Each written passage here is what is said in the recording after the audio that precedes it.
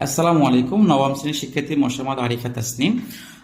সে আমাদের অষ্টমে এতে কোচিং এর ছাত্রী ছিল, ডায়মন্ডপুরে বৃত্তি পেয়েছে। দেখেন সে আরবিতে কিভাবে প্রশ্নগুলো লিখেছে, আমরা আপনার সাথে শেয়ার করব, আপনি আপনার বাচ্চাকে শিখাতে পারেন। প্রথমে সিন প্যাসেজ থেকে সে প্রশ্নগুলোর উত্তর দিয়েছিল। তারপর সে সহি খাতাগুলো লিখেছিল, এক বচন, বহু বচন, সিঙ্গুলার, প্লুরাল।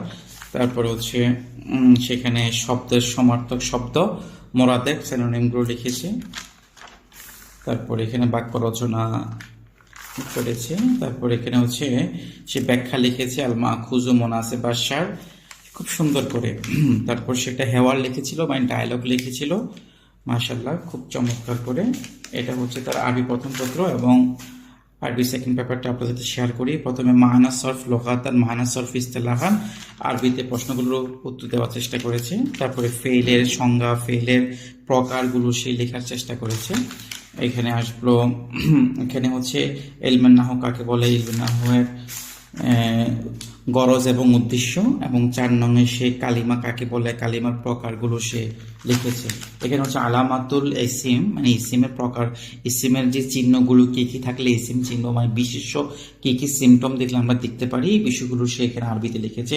আইয়াসি হাল জামা, নাত, তাজকির, নিদা, মাশাআল্লাহ খুব সুন্দর ভাবে, নির্ভুল ভাবে। তারপর হচ্ছে সেখানে ইসিমের প্রকার লিখেছে। তারপর হচ্ছে এখানে সে মারিফার প্রকার লিখেছে, জমির, আলা, আলাম, ইসমি, ইশারা, মৌসুলা, খুব সুন্দরভাবে। এখানে সে একটা অ্যাপ্লিকেশন আরবিতে একটা দরখাস্ত লিখেছিল, মাশাআল্লাহ। এখানে আর রকমুল তাসালসাল, মানে হচ্ছে রোল নম্বরটা সে লেখে নেয়, এখানে তাকে নাম্বার 10-এ 8 দেওয়া হয়েছে।